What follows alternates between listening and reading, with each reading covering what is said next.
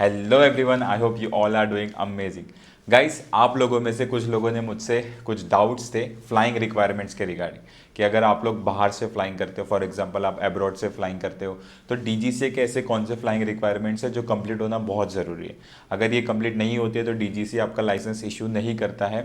So guys, आज इस video में हम लोग इसी बारे में बात करने वाले हैं कि डीजीसीए के फ्लाइंग रिक्वायरमेंट्स क्या होते हैं। उससे पहले अगर आप लोग मेरे चैनल पर नए हो तो मैं आपको अपने बारे में बता दूं। I am Shoaib Shaikh, I am a commercial pilot. इस चैनल पे मैं एविएशन रिलेटेड कंटेंट पोस्ट करते रहता हूँ, specially how to become pilot. इस पर काफ़ी ज़्यादा वीडियोस आपको मेरे चैनल पे मिल जाएंगी। एंड गाइज, अगर आप लोगों ने अभी तक मेरे चैनल को सब्सक्राइब नहीं किया है तो पहले जाके आप मेरे चैनल को सब्सक्राइब कीजिए and press the bell icon, उससे आप मेरी कोई भी अपकमिंग वीडियोस मिस नहीं कर पाएंगे। सो गाइज, आइए वीडियो की तरफ बढ़ते हैं।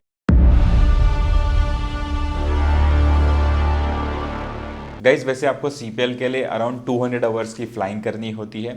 अब जिसमें से जो मेन रिक्वायरमेंट्स है, पहले हम लोग उसके बारे में बात करेंगे। जिसमें से आपके जो है आपको 100 आवर्स ऑफ पीआईसी आवर्स चाहिए, पायलट इन कमांड। मतलब जब आप अकेले फ्लाई करते हो, पीआईसी जब आप पीआईसी ऑफ द एयरक्राफ्ट रहते हो तो आपको वैसे 100 आवर्स ऑफ फ्लाइंग करनी होती है। अगेन गाइज, उसमें से आपको mostly 50 hours of solo flying करनी होती है। सोलो मीन्स आप जब एयरक्राफ्ट अकेले फ्लाई करते हो तो मोस्टली आपको 50 आवर्स ऑफ सोलो फ्लाइंग करनी होती है। एंड गाइज, अगर हम लोग इंस्ट्रूमेंट फ्लाइंग की बात करें, इंस्ट्रूमेंट फ्लाइंग मीन्स आप जो इंस्ट्रूमेंट के बेसिस पे फ्लाई करते हो, आप मोस्टली अंदर देख के फ्लाई करते हो, जो भी आपके इंस्ट्रूमेंट्स है उसके हिसाब से ही आप फ्लाई करते हो। तो इंस्ट्रूमेंट फ्लाइंग में आपको मोस्टली 40 घंटे की फ्लाइंग करनी होती है, जिसमें से आपको 20 आवर्स जो है वो एक्चुअल एयरक्राफ्ट, मतलब एक्चुअल आप इंस्ट्रूमेंट फ्लाई करोगे, एक्चुअल इंस्ट्रूमेंट देख के फ्लाई करोगे, उस पर फ्लाई करनी होती है। और जो है 20 आवर्स आपको सिमुलेटेड आवर्स चाहिए। सिमुलेटेड मतलब आप सिमुलेटर पे फ्लाइंग करोगे, सिमुलेटर पे इंस्ट्रूमेंट फ्लाइंग करोगे, तो ऐसा आपको 40 आवर्स की फ्लाइंग रिक्वायरमेंट्स है। अगेन गाइज, ये होने के बाद में आपके जो नाइट फ्लाइंग के रिक्वायरमेंट्स है, आपको मोस्टली 10 घंटे की आपको नाइट फ्लाइंग करनी होती है। गाइज, अब हम लोग बात करते हैं क्रॉस कंट्री के बारे में। So guys, cross country basically क्या होती है, पहले मैं आपको वो बता दूं। क्रॉस कंट्री बेसिकली ये होती है कि आप एयरक्राफ्ट जो है अपने एरोड्रोम से लेके कहीं और फ्लाई करके ओवर फ्लाई भी करके आ सकते हो, या फिर आप कोई दूसरे एरोड्रोम पे लैंड भी करते हो। मतलब आप अपने एरोड्रोम से टेक ऑफ करोगे और 100 नॉटिकल माइल्स के अवे, मतलब 100 नॉटिकल माइल्स के आगे आप मोस्टली फ्लाई करके, ओवर फ्लाई करके भी आप आके वापस अपने एरोड्रोम पे लैंड कर लेते हो। अब इसके जो क्रॉस कंट्री के रिक्वायरमेंट्स है, इसके कुछ चेक्स भी है। जैसे फॉर एग्जांपल आपके 300 नॉटिकल माइल्स, 300 नॉटिकल माइल के आप फ्लाई करोगे, टेक ऑफ करोगे अपने एयरपोर्ट से, और 300 नॉटिकल माइल आपका पूरा कंप्लीट होना चाहिए, जिसमें से आपको 2 जगह लैंड करना है, 2 एरोड्रोम पे फुल स्टॉप लैंडिंग। मतलब आप लैंड करोगे, एयरक्राफ्ट रोक दोगे, बंद कर दोगे, ठीक है। तो 2 जगह आपको फुल स्टॉप लैंडिंग करना है।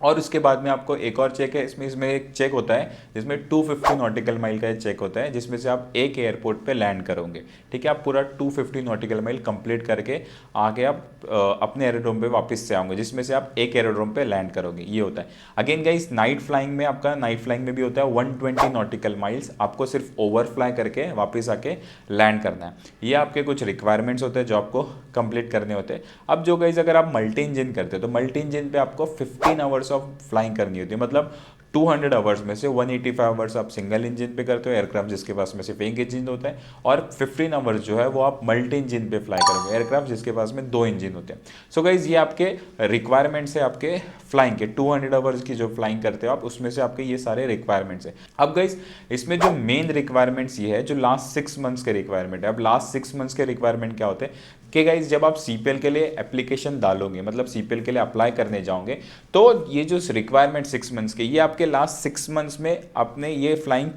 आवर्स करे हुए होना चाहिए। मतलब लास्ट 6 मंथ्स के रिक्वायरमेंट्स है कि आपने फॉर एग्जांपल ये फ्लाइंग आज किया तो यहाँ से लेकर ये 6 मंथ्स तक वैलिड है, तो ये 6 मंथ्स होने से पहले पहले आपको ये सबमिट करना है। तो वो जो रिक्वायरमेंट्स है 6 मंथ्स के, वो मैं आपको अभी बताता हूँ। सो गाइज, आपके जो 6 मंथ्स की वैलिडिटी वाले फ्लाइंग आवर्स होते हैं, उसमें से सबसे पहले बात करते हैं हम लोग कि आपके पास में 15 आवर्स ऑफ पीआईसी होना चाहिए, पायलट इन कमांड। आपके पास में लास्ट 6 मंथ्स के 15 hours of pilot in command होना चाहिए।